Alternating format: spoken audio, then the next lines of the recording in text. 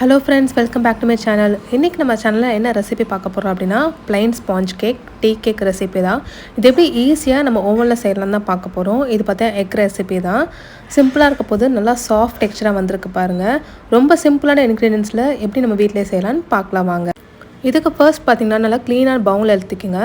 அது கூட பாத்தீங்கன்னா 5 முட்டையோட மஞ்சக்கரு வெள்ளைக்கரு ரெண்டுத்தையும் நம்ம சேர்க்க போறோம். எல்லாத்தையும் உடைச்சு ஊத்திக்கங்க. எந்த ஒரு ஒயிட் கிறிஸ்டல் பார்ட்டிகல் எல்லாமே பாத்துக்கங்க.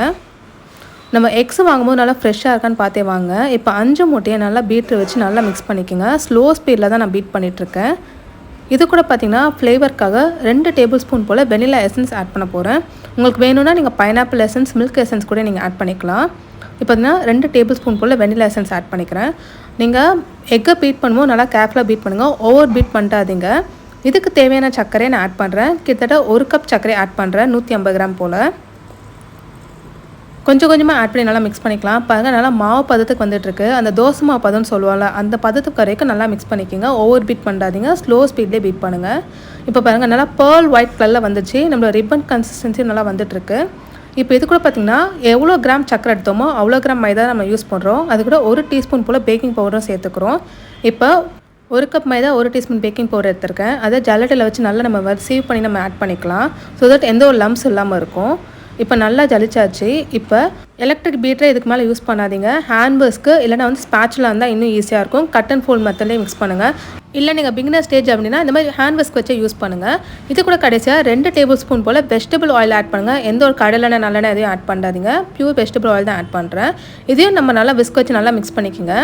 இப்போ பாருங்க நல்லா க்ரீமி டெக்ஸ்சர் நல்லா வந்துட்டுருக்கு. அந்த ரிப்பன் கன்சிஸ்டன்சி பாருங்கள் கரெக்டாக வந்திருக்கும் நம்மளுக்கு. நம்மளுடைய பேட்டர் சூப்பராக ரெடி ஆச்சு. இப்போ பார்த்தீங்கன்னா ஒரு ஸ்கொயர் பேன் தான் எடுத்திருக்கேன். அந்த கீழே பட்டர் ஷீட் ஸ்ப்ரெட் பண்ணியிருக்கேன். நம்மளுடைய மாவு பாருங்கள் நல்லா பேட்டர் சூப்பராக ரெடியாக இருக்குது. இதை நம்ம ஈவனாக ஊற்றிக்கலாம் நம்மளுடைய பேக்கிங் ட்ரேயில்.